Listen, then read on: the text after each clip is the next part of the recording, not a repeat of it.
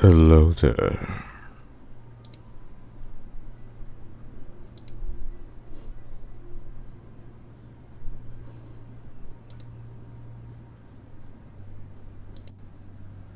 Hello there. Hello there. Hello there.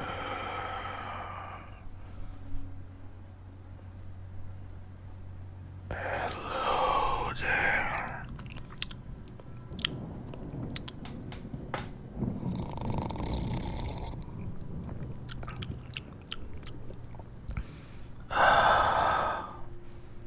Lovely night we have, don't we? This stream is set for one fall, with a time limit of an hour and 30 minutes. Introducing from Damsara Uptown, Kuala Lumpur. He is your fellow uptown lowlife, Cornelius.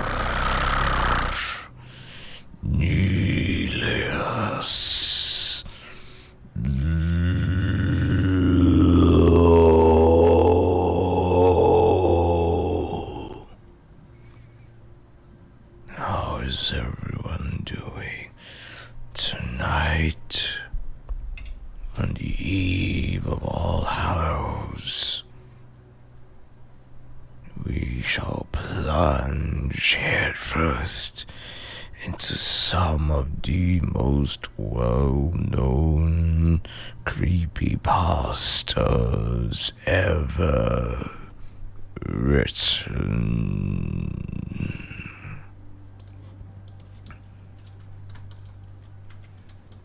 Do you know what creepypastas mean? Do you? Creepypastas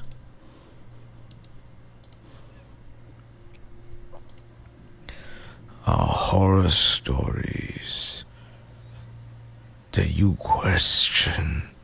Is it real? Is it fake?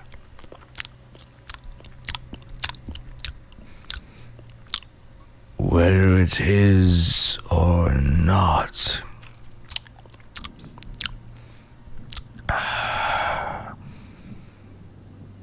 it will keep you up at night. Oh yes.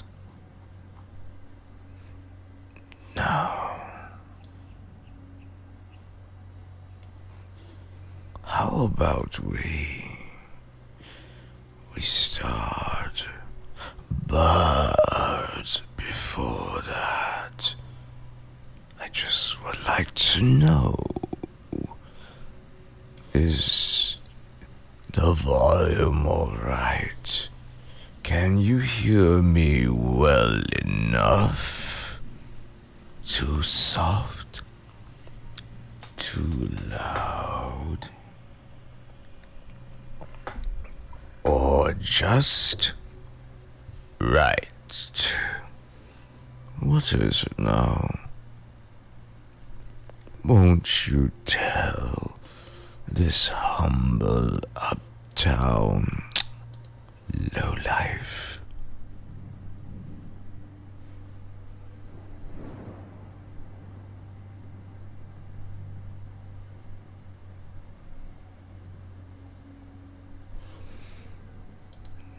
Do let me know.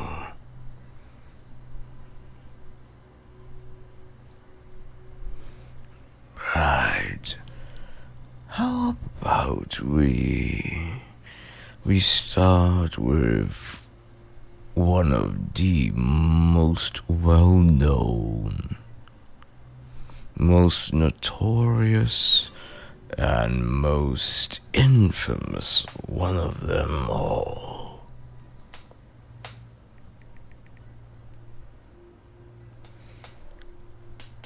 Smile Dog. Have you heard of this one?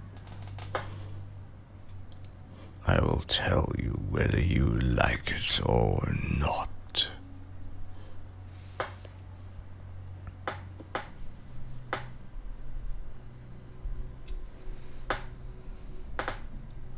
Let us begin.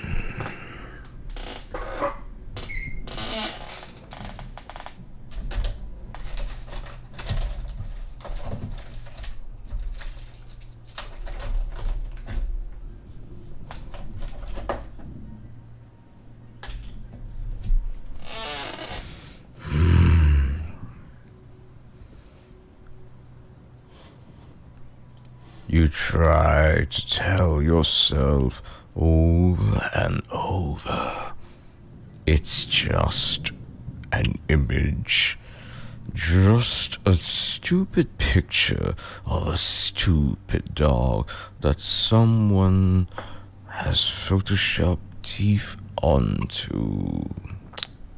It isn't even scary, or at least it doesn't scare you, not one bit.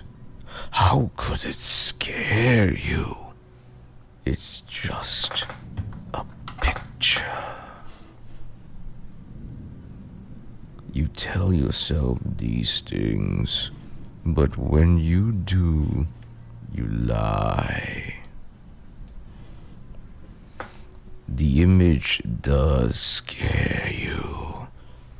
Something about that smile, too wide with too many teeth, the same, all the better to eat you with smile that the big bad wolf gave to Red Riding Hood. A smile full of threat and sharpness. A predatory smile. Again, you try to bury the idea, to ignore it, but it's of no use.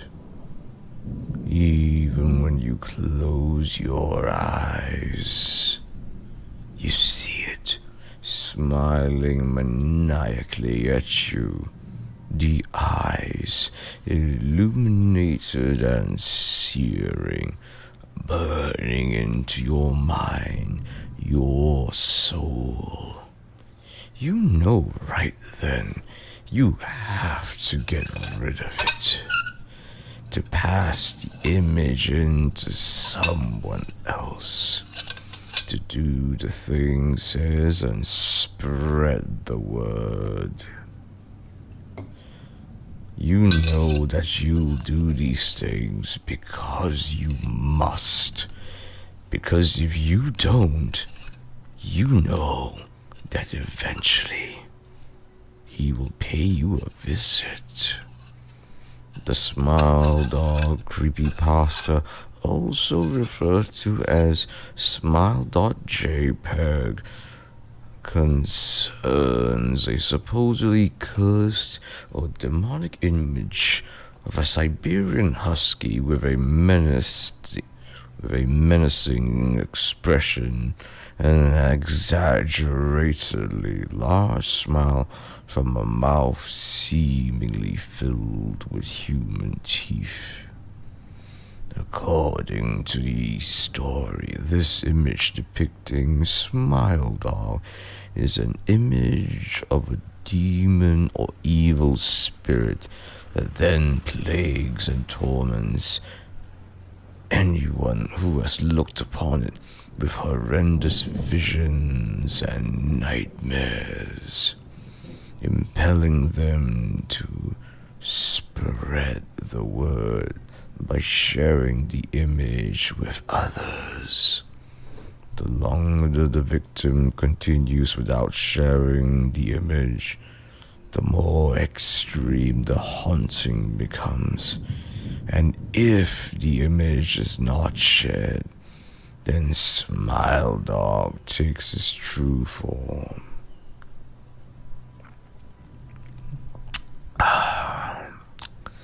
Either killing the victim, driving them to the point of insanity, or in many versions, dragging them away to hell. The original image associated with the Smile Dog JPEG, Smile Dog Creepypasta shows a Siberian husky with what appears to be a heavily photoshopped mouth. The husky is gray-black, and the image shows only the head and neck with prominent pointed ears. The eyes of the dog are illuminated by the camera flash, so that they take on a glowing quality, and the manner in which the dog is looking directly into the lens as if posing for a portrait in a disturbingly human fashion.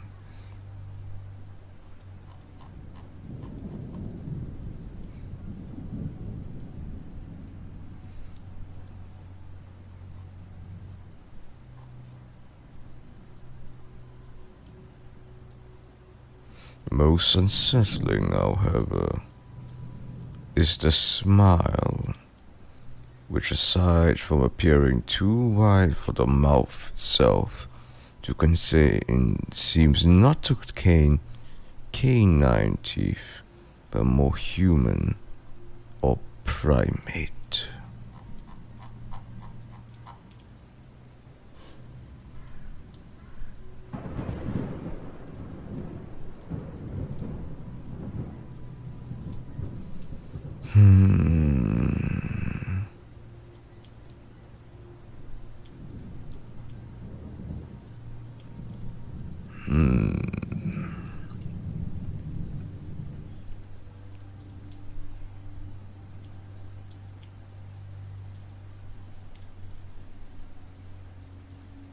And now we come to the story itself. I first met in person with Mary E. in the summer of 2007.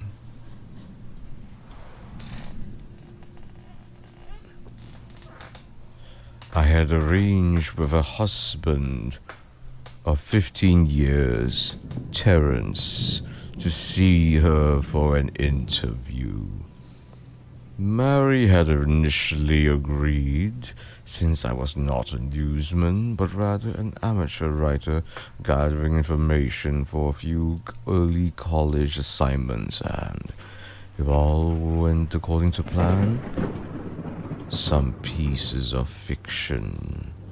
We scheduled the interview for a particular weekend when I was in Chicago on unrelated business. But at the last moment, Mary changed her mind and locked herself in the couple's bedroom, refusing to meet with me. For half an hour, I sat with Terence as we camped outside the bedroom door. I listening and taking notes while he attempted fruitlessly to calm his wife. The things Mary said made little sense, but fit with the pattern I was expecting. Though I could not see her, I could tell from her voice that she was crying, and more often than not, her objections to speaking with me centered around an incoherent diatribe on her dreams, her nightmares. Terence apologized profusely when we ceased the exercise, and I did my best to take it in stride. Recall that I wasn't a reporter in search of a story, but merely a curious young man in search of information.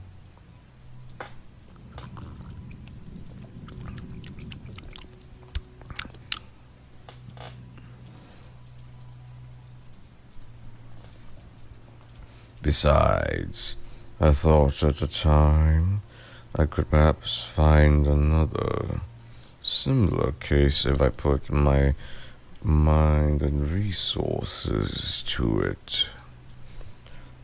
Mary E. was the size-up for a small Chicago-based bulletin board system in 1992. When she first encountered Smile.jpg and her life changed forever. She and Terrence had been married for only 5 months. Mary was one of an estimated 400 people who saw the image when it was posted as a hyperlink on the BBS. Though she is the only one who has spoken openly about the experience. The rest have remained anonymous, or perhaps did.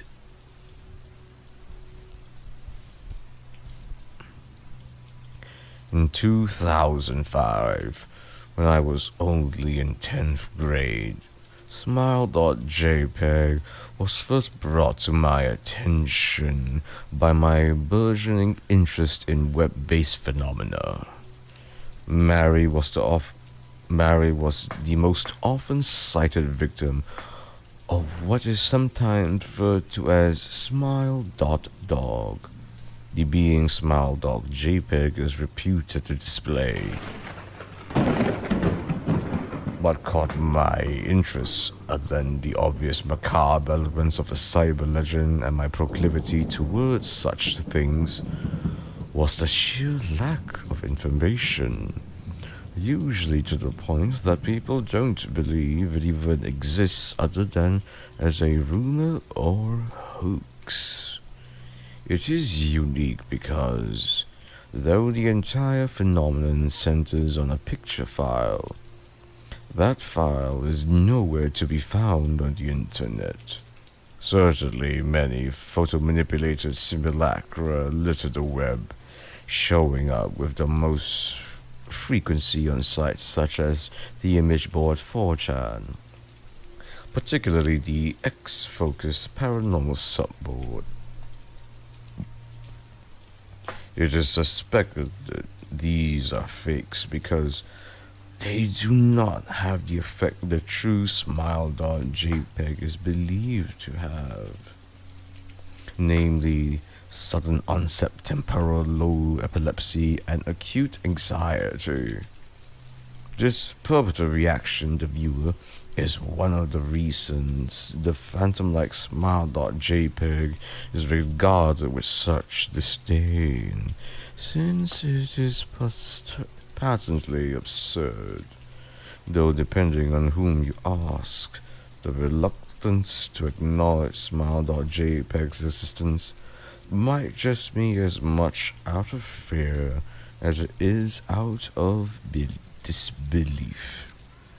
Neither Smile.jpg nor Smile.dog is mentioned anywhere on Wikipedia, though the website features articles on such other, perhaps more scandalous shock sites such as Hello.jpg or Two Girls One Cup. Any attempt to create a page pertaining to Smile.jpg is summarily deleted by any of the encyclopedia's many admins.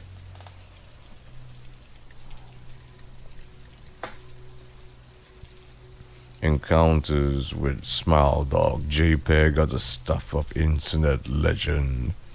Mary E.'s story is not unique. There are unverified rumors of Smile.jpg showing up in the early days of Usenet, and even one persistent tale in 2002, a hacker flooded the forums of human satire website something awful with a deluge of smile.dog pictures, rendering almost half the forum users at the time epileptic.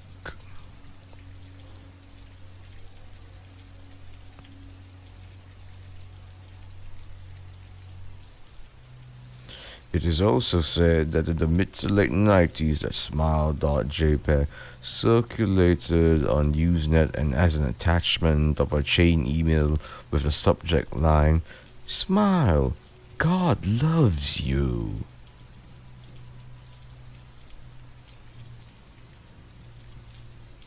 Yet despite the huge exposure these stunts would generate, there are very few people who admit to having experienced any of them, and no trace of the file or any link has ever been discovered. Beta powder. Welcome, welcome. Do you know the legend of Smile Dog? Do you? Let me know if you do. I am in the midst of the story. Let me continue on. Those who claim to have seen smile.jpg often weakly joked that they were far too busy to save a copy of the picture to the hard drive. However, all alleged victims offer the same description of the photo. A dog-like creature, usually described as appearing similar to a Siberian husky, illuminated by the flash of the camera, sits in a dim room. The only background detail that is visible being a human hand extending from the darkness near the left side of the frame.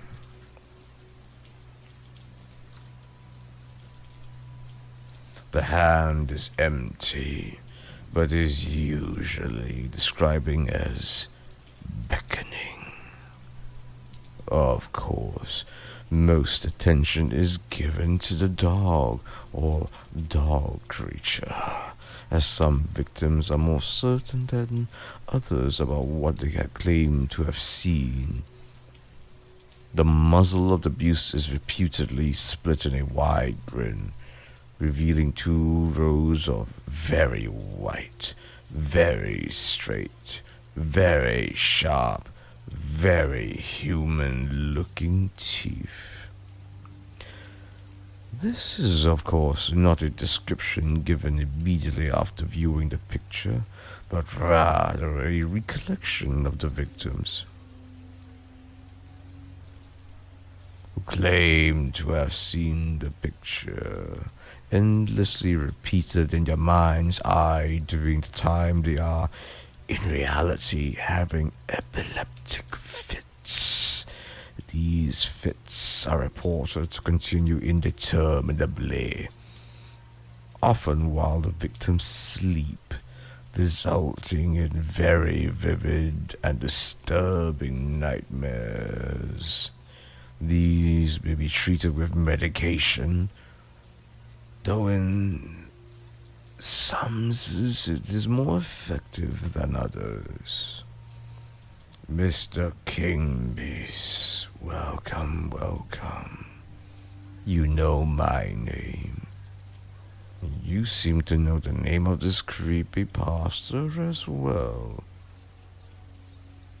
Do you know much about it? Do you know how far this creepypasta goes back?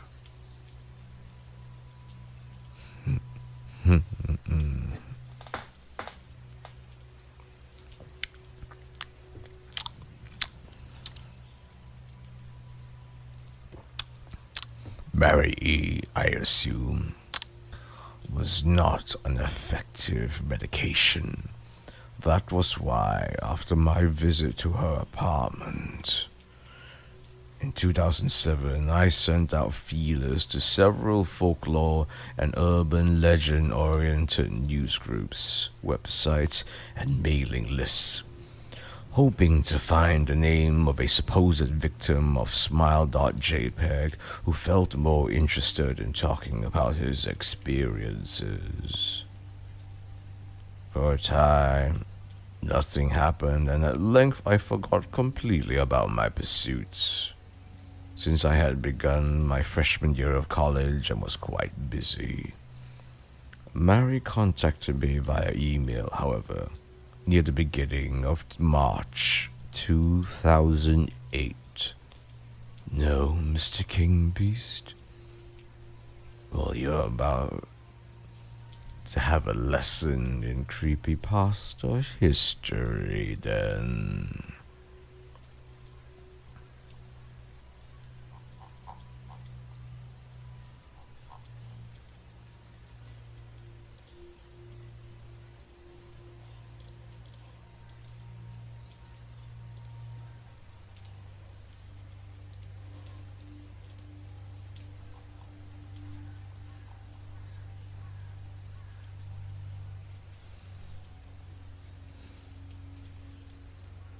Dear Mr. L, I am incredibly sorry about my behavior last summer when you came to interview me. I hope you understand that it was no fault of yours, but rather my own problems that led me to act out as I did. I realized I could have handled the situation more decorously. However, I hope you will forgive me.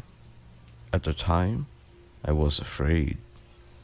You see, for 15 years I have been haunted by Smile.jpg. Smile.dog comes to me in my sleep every night. I know that sounds silly, but it is true. There is an ineffable quality about my dreams, my nightmares, that makes them completely unlike any real dreams I have ever had. I do not move and do not speak.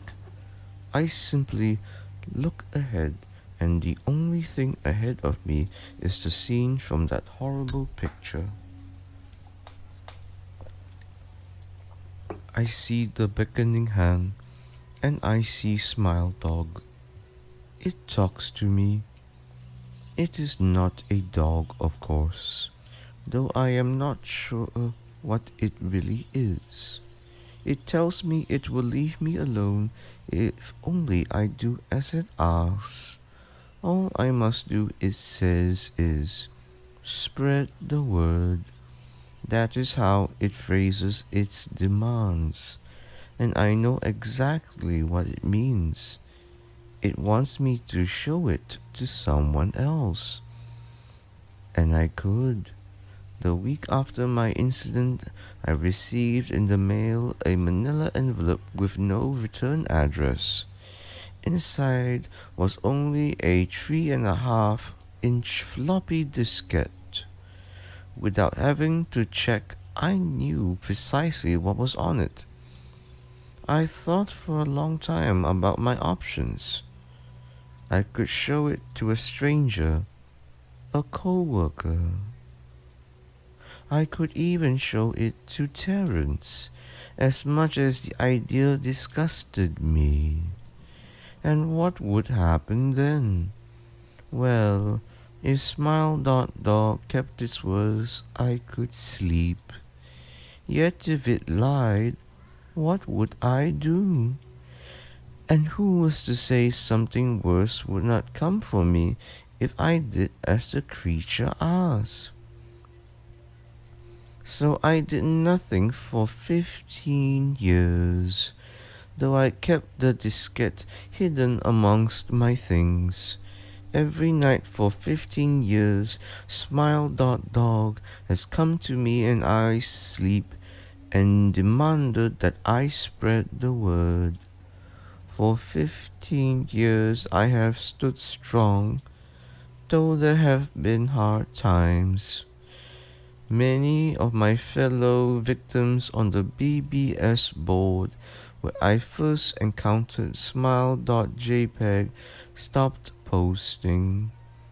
I heard some of them committed suicide. Others remained completely silent, simply disappearing off the face of the web. They are the ones I worry about the most. I sincerely hope you will forgive me, Mr. L. But last summer, when you contacted me and my husband about an interview, I was near the breaking point. I decided I was going to give you the copy disk. I did not care if Smile.dog was lying or not. I wanted it to end. You were a stranger, someone I had no connection with, and I thought I would not feel sorrow when you took the diskette as part of your research and sealed your fate.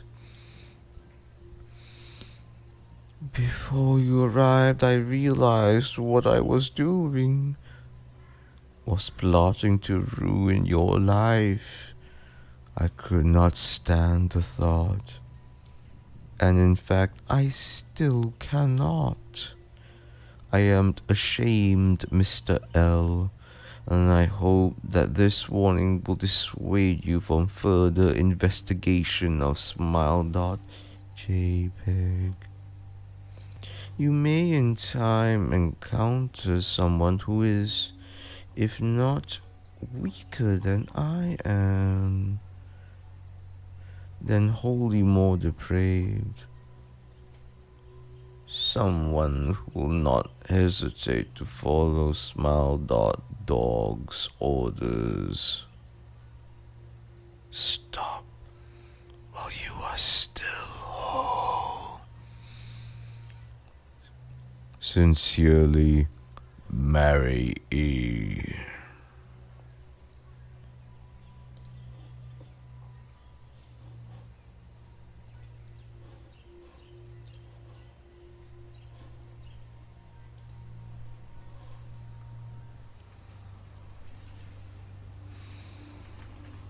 Terence contacted me later that month with the news that his wife had killed herself,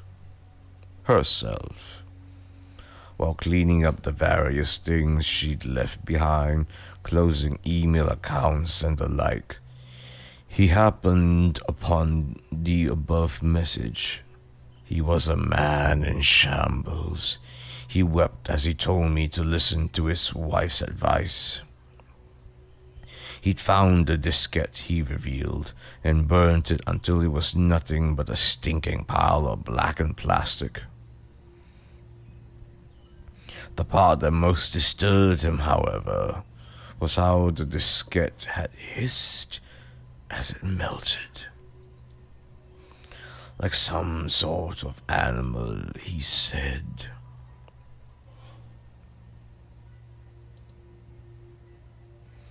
I will admit that I was a little uncertain about how to respond to this. At first I thought perhaps it was a joke, with a couple belatedly playing with the situation in order to get a rise out of me.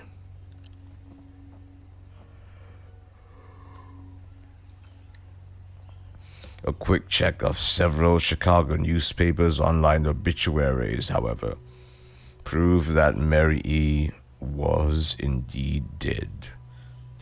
There was, of course, no mention of suicide in the article. I decided that, for a time at least, I would not further pursue the subject of smile.jpg, especially since I had finals coming up at the end of May. But the world has odd ways of testing us. Almost a full year after I'd returned from my disastrous interview with Mary E., I received another email.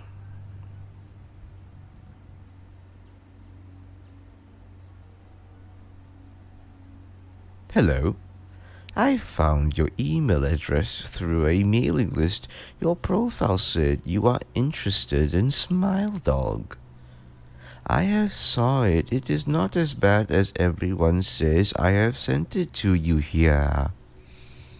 Just spreading the word. The final line chilled me to my bone.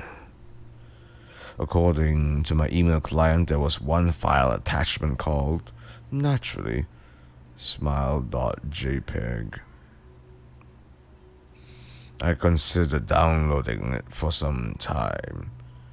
It was most likely a fake, I imagined. And even if it weren't, I was never wholly convinced of Smile.jpg's peculiar powers. Mary E's account had shaken me, yes, but she was probably mentally unbalanced anyway. After all, how could a simple image do what Smile.jpg was said to accomplish? What sort of creature was it that could break one's mind with only the power of the eye? And if such things were patently absurd, then why did the legend exist at all? If I downloaded the image, if I looked at it, and if Mary turned out to be correct, if Smile.dog came to me in my dreams demanding I spread the word, what would I do? Would I live my life as Mary had, fighting against the urge to give in until I died? Or would I simply spread the word, eager to be put to rest? And if I chose the latter, how could I do it? Whom would I burden in turn? I went through with my earlier intention to write a short article about Smile.jpg. I decided I could attach it as evidence. And anyone who read the article, anyone who took interest, would be affected.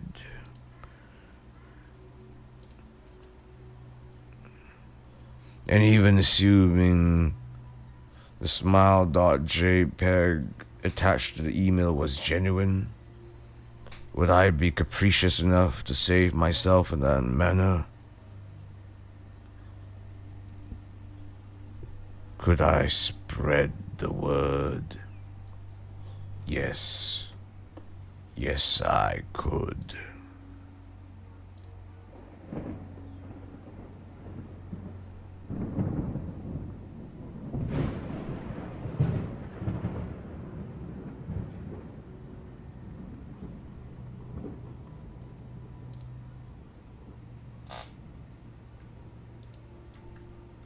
And that was Smile Dog.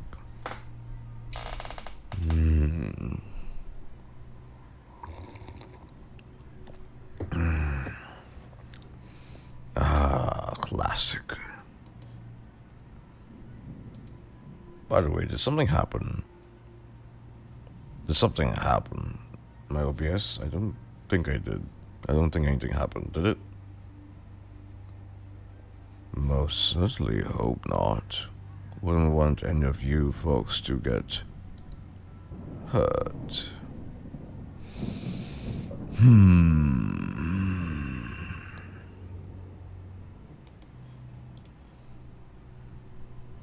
Let's see.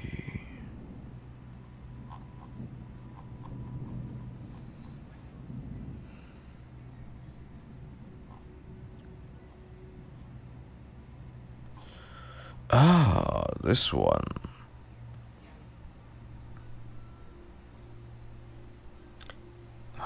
Yes. So how did you find Smile Dog, folks? Did you enjoy that? I remember reading this when I was a young lad. Story goes all the way back.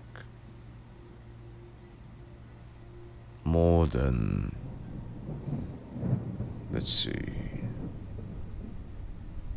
When was this written? 2010. My, more than a decade ago. Fascinating.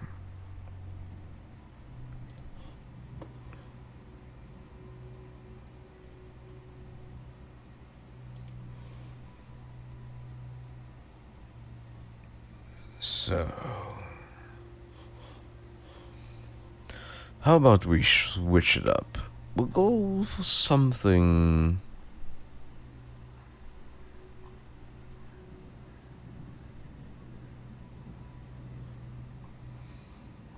a bit more recent. This one came out 3 years ago, and I believe this is one of the first stories that propagated the rules of horror trope. If you saw my last live stream, well, not my last live stream, it was the horror ASMR stream where I narrated the horror stories that I myself wrote. Yes. And one of them were essentially a rules of horror format, and this is one, but with a bit of backstory attached to it. So it's not just reading rule 1 to 10. No. This one has a full story to go with it. Shall we? We shall. Let's go. The previous tenant of my new flat left a survival guide. I'm not sure I want to live here anymore. I moved in with my boyfriend yesterday. We've been together for 5 years now, and we're old and wise enough to settle down and finally leave our parents' house. He just turned 24 and I'm 22. He's the love of my life. His name is Jamie, and I couldn't be happier to be living with him. When we decided to make the leap, we spent 2 months looking at flats and houses. We couldn't afford to buy yet, so renting was our only option. But the prices were astronomical. For our budget, we would have been lucky to get a box room and a stove. Jamie works for a local 24-hour fast food restaurant, and I'm training to be a teacher. The early stages of trading don't pay much, and I owe a lot in student loans, so finances are tough. We had almost given up hope until we found our flat. It was nothing special, but to us it was a palace. A spacious 2-bedroom apartment with views of a city park, a balcony, and local conveniences. It was in a tower block in a not-so-nice area, but neither of us had been wealthy growing up. We weren't fussy, just grateful to be together. The advert was sweetened by the deposit-free option and open-ended tenancy. The landlord was happy to sign a 5-year contract if he wanted. That sort of thing never happens in the city. We took that along with no deposit. We would also have no inspections, but would be liable to pay for any damage when we ended the tenancy. I'd never heard of anything quite like it. We knew that for our budget and location, we weren't going to get any better. We snapped the place up fast, not even bothering to view it. It felt like it was our only chance.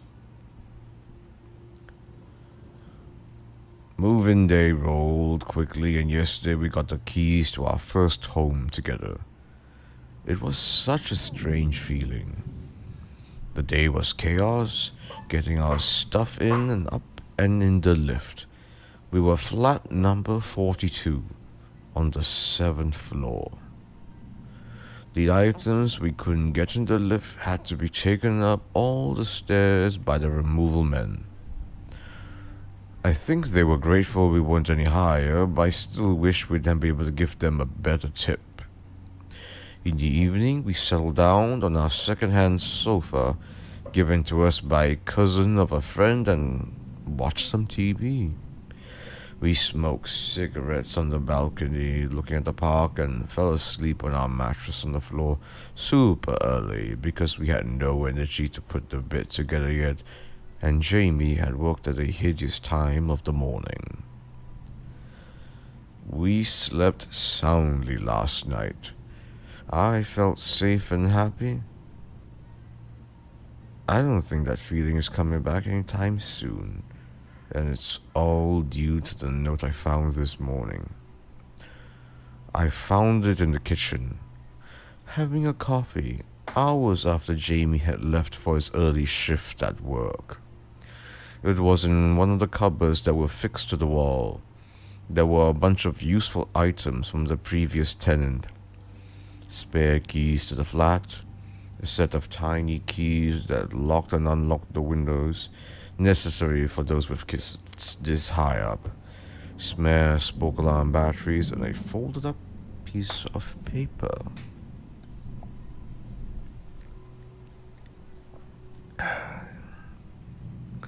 The note was handwritten with "New occupier of flat 42" in beautiful cursive on the blank side.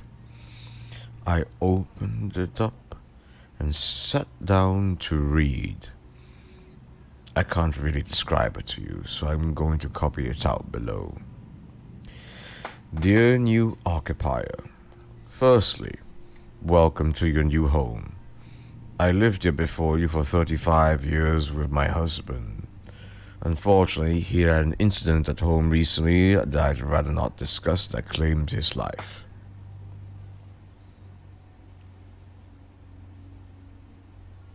My sister has now decided I can't keep up with the demands of the property and has insisted that I move in with her and her husband.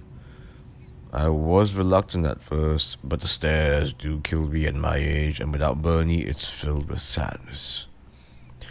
Anyway, when you've lived somewhere for as long as I have, it feels like a person that you know.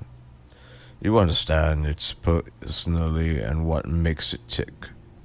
I thought it was probably pertinent that I impart some of that knowledge to you. It's a wonderful home, honestly. I have lived through best and worst years, and leaving it behind is very emotional. But if you are to survive and get the best out of it, then there are steps you need to follow. Rule 1. The landlord will never bother you. He doesn't visit, call, or communicate in any way. But make sure your rent but make sure to pay your rent in a timely fashion always. I have dealt with him only once in 35 years, and let's just say I never missed another rent day. Any repairs required, you speak to the agent you rented the place with. Rule 2. Do not use the communal lift between 1:11 and 3:33 a.m. Just don't do it. This step is vital if you are to have a happy life here. It really is life or death. Don't do it. This has cost me and many others in the building greatly, and I would rather not elaborate on why you shouldn't do this. Just please don't do it. I cannot stress this enough.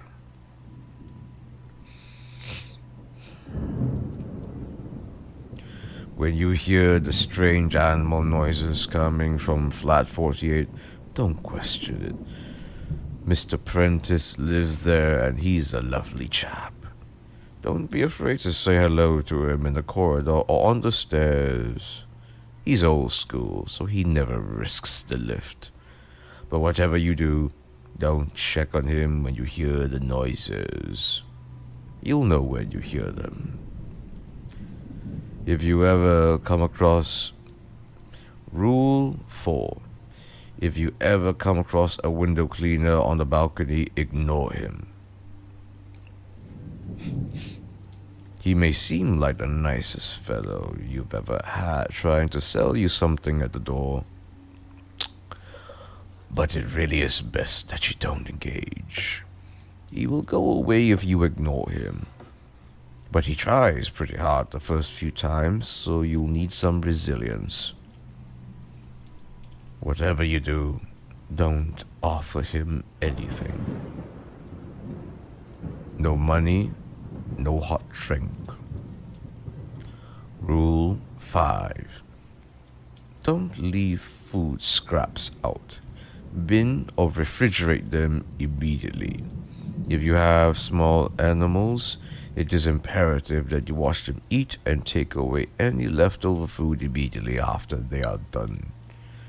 This and Rule 2 goes hand in hand.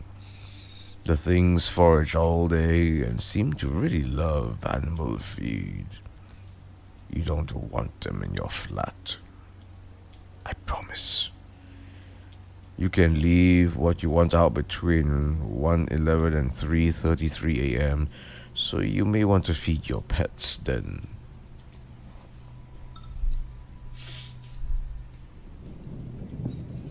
Rule 6.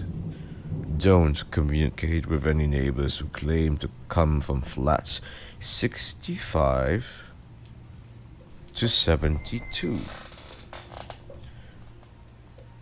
These flats suffered a fire in the late 80s that devastated the whole floor. All the residents died in their homes. The building was mostly council-owned at the time, and they never bothered to renovate the flats. They've been empty ever since, but every now and again someone will knock at your door claiming to live in one of these flats and ask to borrow some sugar. They will seem entirely average, but you must shut and lock the door immediately.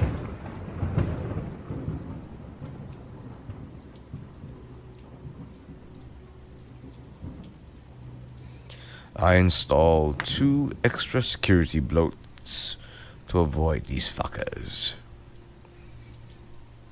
I don't like to swear at my age, but they really are fuckers.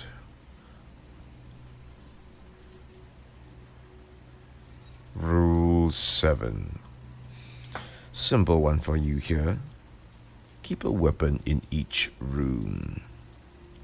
Sometimes you follow all these steps and something still slips through the net. Better to be safe than sorry.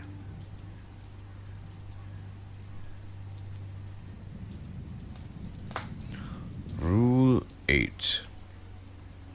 The building has a committee that will try and get you to join. It's one of those neighbor groups about improving living conditions for all residents. It's a nice group, and the lady who runs it, Terry from Flat 26, is a fantastic neighbor. By all means, get involved. But I wouldn't recommend babysitting Terry's 2 children. She'll ask you, because the poor woman needs a break. But if you accept, don't say I didn't warn you.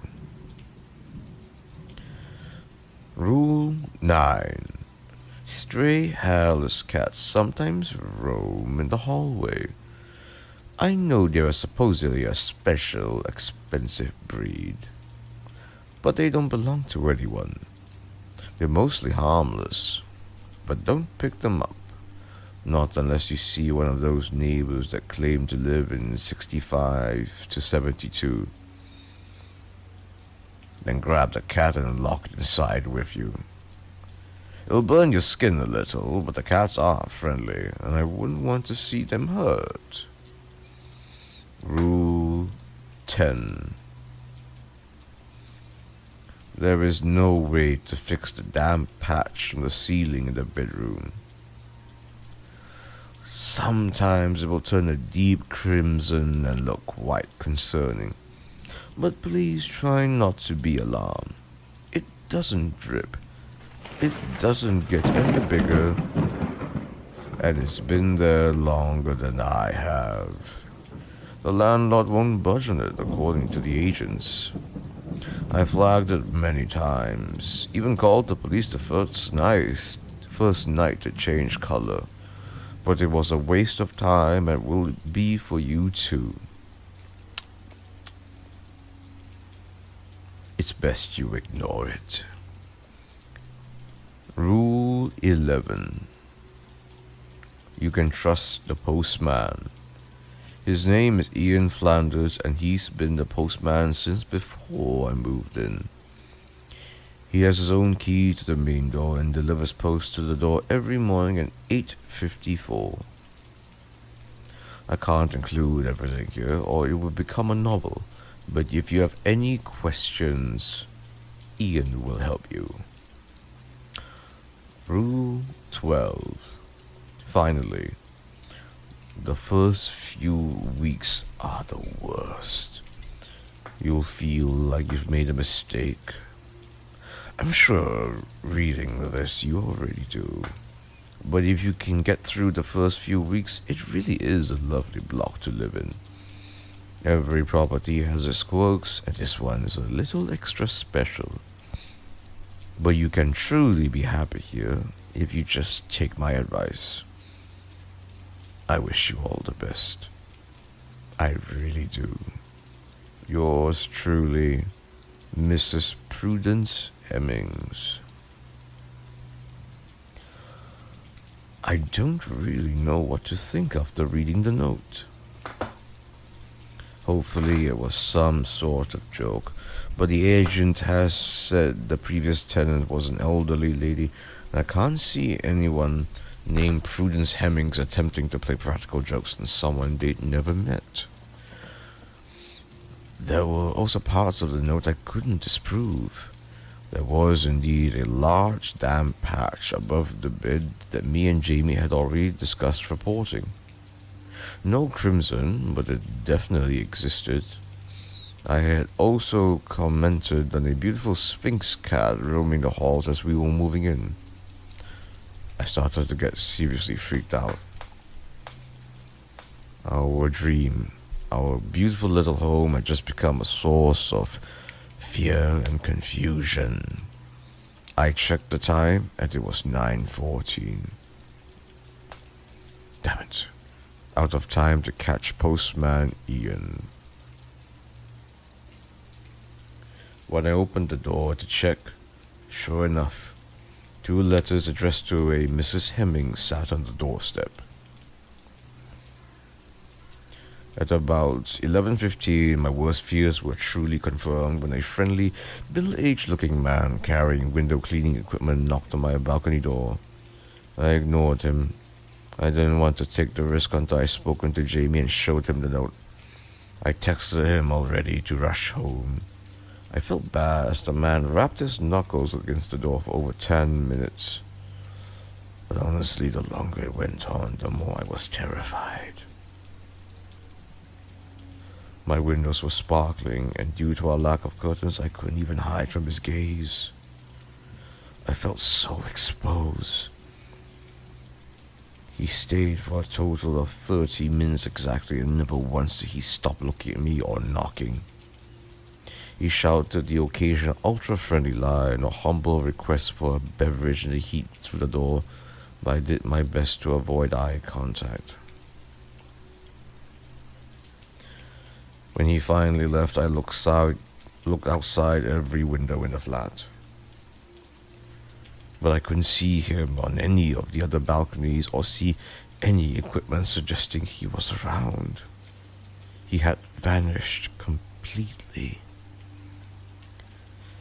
Jamie still hasn't texted me back. He must have been having a rough shift. It was a Friday and they were always busy. It wasn't often that he didn't reply. He was due home in around an hour anyway. I read the note probably hundreds of times over. I tortured myself reading it for the next hour, desperately waiting for Jamie to come through the door and to tell me it was all crazy and I should relax. I hoped for that much. But Jamie never came. His shift should have finished around midday, but by 2 p.m. he still wasn't home.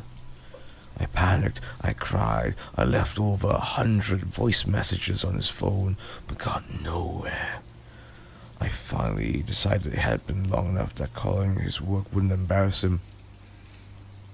And he told me his boss had never turned up for his shift. I thought about it, what could have happened. And then it hit me. Jamie's shift started at 4 a.m. today. He would have left the flat at 3:15 and taken the lift down the stairs. I don't know what to do. I tried to convince myself it was all just a big joke. Maybe Jamie wrote the note and got his boss in on it. A voice in my head kept telling me that he couldn't write like that if he tried to, but I had to attempt to fool myself. It's getting late and he still isn't home. What if it's all true? I think we made a big mistake.